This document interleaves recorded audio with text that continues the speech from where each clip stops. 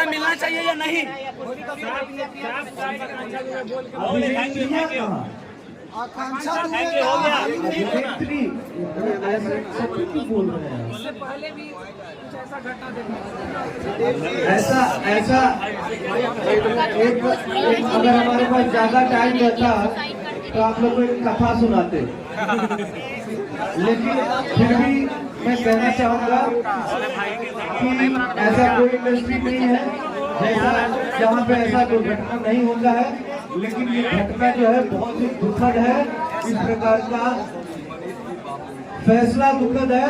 अगर इसके पीछे कोई और भी बात है तो उत्तर प्रदेश सरकार से हम लोग गुजारिश करते हैं कि कम से कम उस सच तक पहुंचे और क्या बात है उस बात तक पहुंचे। और उसका इतनी होनहार लड़की थी हमारे इंडस्ट्री की, तो हमारे लोगों के पास, हमारे इंडस्ट्री के पास उस सच को रखा जाए ताकि हम लोग जान पाए कि उस दिन हुआ क्या। अगर बुरा नहीं लगे तो एक सवाल कर ही सकते। किस प्रकार का लॉबी?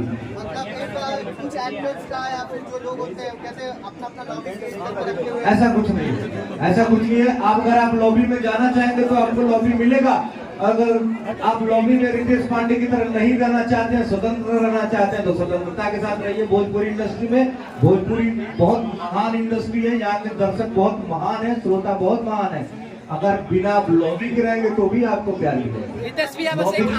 एक आखिरी सवाल ये है कि लोग बोल रहे हैं कि भोजपुरी इंडस्ट्री वाले कुछ ट्रिक लगा के गाना ट्रेंडिंग पे ला देते हैं, किसी का भी गाना ट्रेंडिंग डिजिटल का काम है, गाना अच्छा गाया उसके बारे में उसमें बात करो। अरे भैया आर्यन बाबू आए हैं आपके गाने में, एक बार आर्यन बाबू से पूछ ले कैसा लगा है।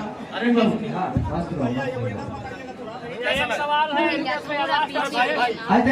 छोट भाई है जो हमारा पैसा लगा तो बच्चों गाना तोरा।